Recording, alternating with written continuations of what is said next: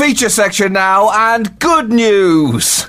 Andy, there was some fantastic news in New York a couple of weeks ago. Gay marriage has now been legalised when the Civil Unions Bill was passed in Albany. And it's not often that you get just an uncomplicated piece of joyful news, so it's worth celebrating these moments when we get them, especially after a story like the last one, when you need a bit of a palate cleanser. And for those who are against gay marriage for whatever reason, whether they have an idea of what traditional marriage should entail, or whether they think that by doing this we're opening up the gates of hell and are about to get mown down by a flaming horse ridden by the devil, Hitler and Stanley Matthews, they may have something to take the sting away in the form of a massive financial incentive, because New York apparently estimates that the new law will bring in close to $180 million over the next 3 years. So I'm here to announce, Andy, that I'm about to quit my job and do what I always wanted to do, form a wedding band that only plays techno music and Melissa Etheridge covers.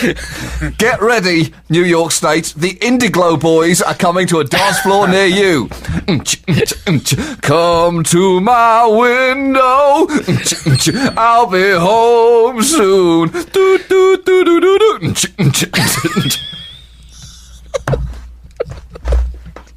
I think, did you suffer brain damage by standing too close to that launch? I might have done, Andy. I definitely feel different after it. Well, I've not been following this story too closely, but I'm just a bit worried, because you live in New York, don't you? Mm-hmm. And you're getting married quite imminently.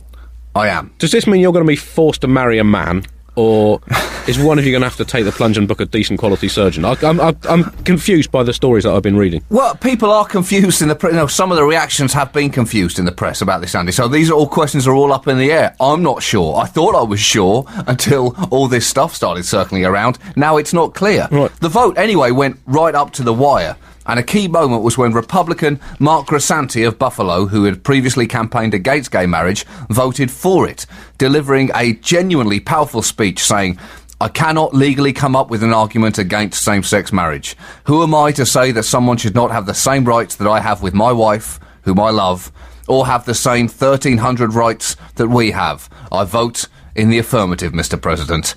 It was an incredible moment, made even more dramatic when he then dropped to one knee and said, "And Governor Cuomo, would you do me the honour of making me the happiest man in the world and marrying me?"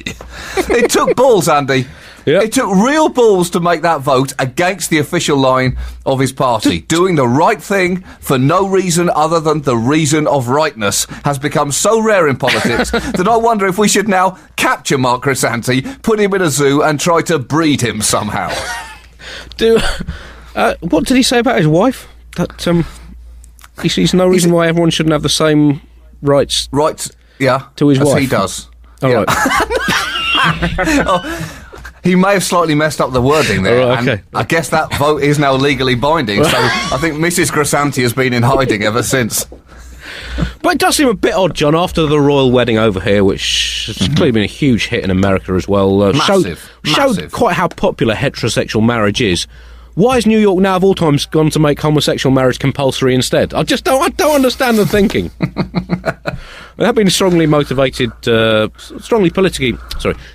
was of course strong politically motivated opposition to it. A lot of Republicans and Conservatives in particular worried that if same-sex couples were allowed to marry, they'd effectively be encouraged to breed more, and the same-sex population could spiral out of control, meaning that same-sex people hold the democratic power strings at elections. So you can see why they're concerned about this. And also, think of the children, John. Think of the children of New York. Are they going to be forced to watch videos of same-sex couples marrying every day at school? Is that what George Washington dipped his balls into the Potomac for? Is it? The Potomac, Andy, but I do prefer the way that you say Potomac. it. Yep. Potomac. He dipped his balls into the Potomac. George, get them out. This is the third time this week.